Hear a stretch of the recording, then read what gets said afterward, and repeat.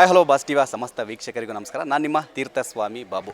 ಕನ್ನಡಿಗರ ಮನಸ್ಸಿನಲ್ಲಿ ಅಚ್ಚಳಿಯದೆ ಮನೆ ಮಗನಂತಿರುವ ನಮ್ಮ ನಿಮ್ಮೆಲ್ಲರ ಅಚ್ಚುಮೆಚ್ಚಿನ ಕಿರಣ್ ರಾಜ್ ಅವರು ಈಗ ನಮ್ಮ ಜೊತೆ ಇದ್ದಾರೆ. ಅವ್ರನ್ನೇ ಮಾತಾಡಿಸ್ತೋಣ. ಅವರ ಹೊಸ ಸಿನಿಮಾದ ಬಗ್ಗೆ ಮಾತನಾಡೋದಕ್ಕೆ ಸಿಗ್ತಾ ಇದ್ದಾರೆ. ಸರ್, ಮೊದಲನೇದಾಗಿ ನಮಸ್ಕಾರ. ನಮಸ್ತೆ. ಒಂದು ಶೇರ್ ಸಿನಿಮಾ ಮೂಲಕ ಮತ್ತೆ ಇಂಡಸ್ಟ್ರಿ ಸದ್ ಮಾಡೋಕ್ಕೆ ಬರ್ತಾ ಇದ್ದೀರಾ. ಟ್ರೇಲರ್ ನೋಡಿದ್ವಿ ಕೂಡ, ಅದ್ಭುತವಾಗಿತ್ತು. ಏನು ಹೇಳ್ತೀರಾ?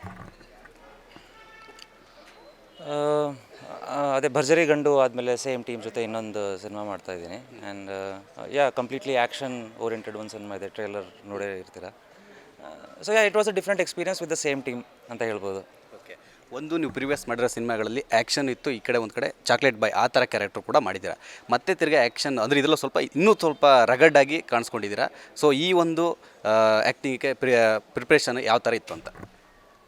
ಅಂದರೆ ಆಬ್ವಿಯಸ್ಲಿ ಸೇಮ್ ಟೀಮ್ ಆಗಿರೋದ್ರಿಂದ ಭರ್ಜರಿ ಗಂಡಿಗೆ ಆ್ಯಕ್ಷನ್ಗೆ ಪ್ರಿಪ್ರೇಷನ್ ಏನಾಗಿತ್ತು, ಸೊ ಅದು ಮುಗಿದ ತಕ್ಷಣ ಸೇಮ್ ಅದೇ ಟೈಮಲ್ಲಿ ಕಂಟಿನ್ಯೂ ಮಾಡಿದಂಥ cinema. So out of the box preparation ಏನಿರಲಿಲ್ಲ. ಬಿಕಾಸ್ ಆಬ್ವಿಯಸ್ಲಿ ಆ್ಯಕ್ಷನ್ ನಾನು MMA ಅದೆಲ್ಲ ಮಾಡ್ತಾನೆ ಇರೋದ್ರಿಂದ ಸೊ ನನಗೆ ಆ್ಯಕ್ಷನ್ ಸ್ವಲ್ಪ ಈಸಿ ಆಗುತ್ತೆ.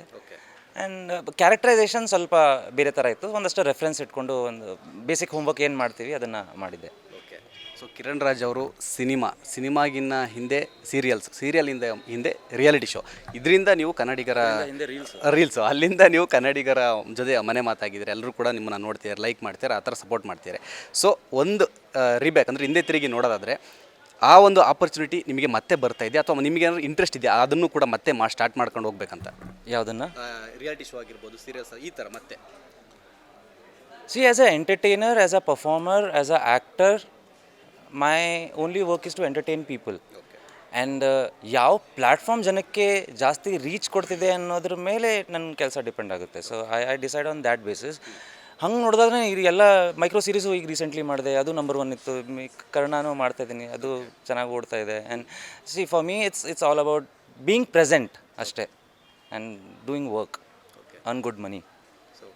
ಅಂದರೆ ಅಟ್ ಪ್ರೆಸೆಂಟ್ ಇವಾಗ ಏನಂತಂದರೆ ಕನ್ನಡದಲ್ಲಿ ಒಳ್ಳೆ ಕತೆ ಇರೋಂಥ ಸಿನಿಮಾಗಳು ಬರ್ತಾ ಇದೆ, ಓಡ್ತಾ ಇಲ್ಲ ಅನ್ನೋ ಒಂದು ಸಮಸ್ಯೆ ಕೂಡ ಇದೆ. ಅಂದರೆ ಥಿಯೇಟರ್ ಸಿಗ್ತಾ ಇಲ್ಲ, ಒಳ್ಳೆ ಕಂಟೆಂಟ್ ಇದೆ. ಈಗ ಎಲ್ಲರೂ ಕೂಡ ಮಲಯಾಳಂ ಸಿನಿಮಾ ನೋಡ್ತಾರೆ, ಈ ಥರ ಕಂಟೆಂಟ್ ಕನ್ನಡದಲ್ಲೂ ಬರಬೇಕು ಅಂತಿದ್ದಾರೆ. ಆ ಥರ ಕಂಟೆಂಟ್ ಬಂದರೂ ಕೂಡ ಥಿಯೇಟ್ರಿಗೆ ಜನ ಬರ್ತಾ ಇಲ್ಲ, ಅಥವಾ ಥಿಯೇಟ್ರ್ ಸಮಸ್ಯೆ ಇದೆ, ಥಿಯೇಟ್ರಿಗೆ ಫಿಲಮ್ ಅದು ಥಿಯೇಟ್ರ್ ಸಿಗ್ತಾ ಇಲ್ಲ ಅನ್ನೋ ಒಂದು ಸಮಸ್ಯೆ ನೋಡ್ತಾ ಇರ್ತೀರ, ಕೇಳ್ತಾ ಇರ್ತೀರ.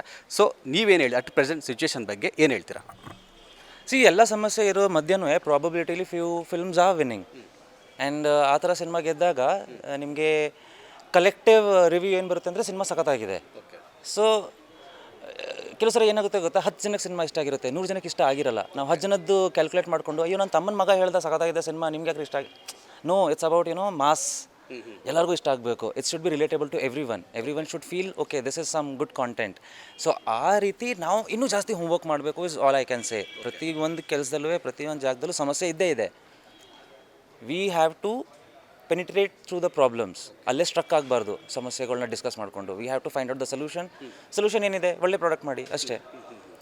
Apart from that one thing is lacking, marketing. ನಾನು ಇದು ರೂಡ್ ಆಗುತ್ತೆ, ಬಟ್ ಈಗಲೂ ಇಲ್ಲಿದು ಮಾರ್ಕೆಟಿಂಗ್ ಒಂದು ಫಾರ್ಮ್ಯಾಟ್ ಸ್ಟ್ರಕ್ಚರ್ ಇದೆಯಲ್ಲ, ಅದು ಇನ್ನೂ ತುಂಬ ಇಮ್ಮೆಚ್ಯೂರ್ ಆಗಿದೆ. ನಾವು ಕ್ಯಾಲ್ಕುಲೇಟ್ ಮಾಡೋದಾದರೆ ಈಗ ಹಿಂದಿ ಇದರಿಂದನೇ ತಗೊಂಡ್ರೂ ಒಂದು 2 years ಹಿಂದೆ ಇದ್ದೀವಿ ನಾವು ಆ್ಯಕ್ಚುಲಿ ಒಂದು ಮಾರ್ಕೆಟಿಂಗ್ ಇದರಲ್ಲಿ. ಅದು ಅಪ್ಡೇಟ್ ಆಗಬೇಕು. ಸೊ ಪ್ರತಿಯೊಂದು ಕನೆಕ್ಟ್ ಆಗೇ ಆಗುತ್ತೆ. ಒಂದು ಸೋಪ್ ಮಾಡಿದ ತಕ್ಷಣ ಅದು ಸೇಲ್ ಆಗೋಲ್ಲ. ಅದು ಜನಕ್ಕೆ ಸೋಪಿಂದ ಏನು ಯೂಸ್ ಅಂತ ಗೊತ್ತಾಗಿದ್ರೆ ಮಾತ್ರ ಸೇಲ್ ಆಗೋದು. ಸೋಪ್ ತಗೊಳ್ಳೋಕ್ಕೂ ಜನ ಇದ್ದಾರೆ, ಮ್ಯಾನುಫ್ಯಾಕ್ಚರ್ ಮಾಡೋಕ್ಕೂ ಇದ್ದಾರೆ. ಸೊ ಪ್ರತಿಯೊಂದು should go in a proper format. ಮತ್ತೆ ಶೇರ್ ಮೂಲಕ ಸೌಂಡ್ ಮಾಡೋದಕ್ಕೆ ಮತ್ತೆ ಎಂಟ್ರಿ ಕೊಡ್ತಾ ಇದ್ದೀರಾ. May 15ಕ್ಕೆ ರಿಲೀಸ್ ಅಂತ ಕೂಡ ಹೇಳಿದ್ರಿ. ಸೊ ನೆಕ್ಸ್ಟ್ ಶೇರ್ ಆದಮೇಲೆ ನಿಮ್ಮ ಅಪ್ಕಮಿಂಗ್ ಪ್ರಾಜೆಕ್ಟ್ ಸೀರಿಯಲ್ ಮಾಡ್ತಾ ಇದ್ದೀರಾ. ಸೊ ನೆಕ್ಸ್ಟ್ ಫಿಲಮ್ ಆಗಿರ್ಬೋದು, ಏನೇನು ಪ್ರಾಜೆಕ್ಟ್ ಇದೆ ಅಂತ? ಹಂಗೆ ನೋಡೋದಾದರೆ ಶೇರ್ ಸ್ವಲ್ಪ ಭರ್ಜರಿ ಗಂಡು ಟೈಮಲ್ಲಿ ಮಾಡಿದೆ ಅಂಥದ್ದು. ರಾನಿ ಆದಮೇಲೆ ನಾನು ಮಾಡ್ತಿರೋದು ಜಾಕಿ 42 ಅಂತ. ಸೊ ಅದು ಅಪ್ಕಮಿಂಗ್ ಅದ್ರ ಮೇಲೆ ವರ್ಕ್ ಮಾಡ್ತಾಯಿದ್ವಿ. ಅದು ಆಲ್ಮೋಸ್ಟ್ ಫೈನಲ್ ಸ್ಟೇಜಲ್ಲಿದೆ. ಜೂನಿಗೆ ರಿಲೀಸ್ ಆಗ್ಬೋದು. ಸೊ ಇನ್ನೊಂದು ಏನಂತಂದರೆ ಎಲ್ಲ ಯೂತ್ಸ್ ಆಗಿರ್ಬೋದು, ಎಲ್ಲರೂ ಕೂಡ ನೀವು ಒಂಥರ ಮೋಟಿವೇಶನ್ ಸ್ಪೀಚ್, ಮೋಟಿವೇಶನ್ ಡೈಲಾಗ್ಗಳು ಎಲ್ಲರೂ ಕೂಡ ಇಷ್ಟ. ಸೊ ಇವಾಗ ನಮ್ಮ ಬಾಸ್ ಟಿವಿ ಮೂಲಕ ಒಂದು ಮೋಟಿವೇಶನ್ ಡೈಲಾಗ್ ಆಗಿರ್ಬೋದು, ನಿಮ್ಮ ಡೈಲಾಗ್ ಏನಾದರೂ ಒಂದು ಹೇಳಿ. ಚೆನ್ನಾಗಿ ಕೆಲಸ ಮಾಡಿ, ಬಾಸ್ ಟಿವಿ ನೋಡಿ, this is the best motivation.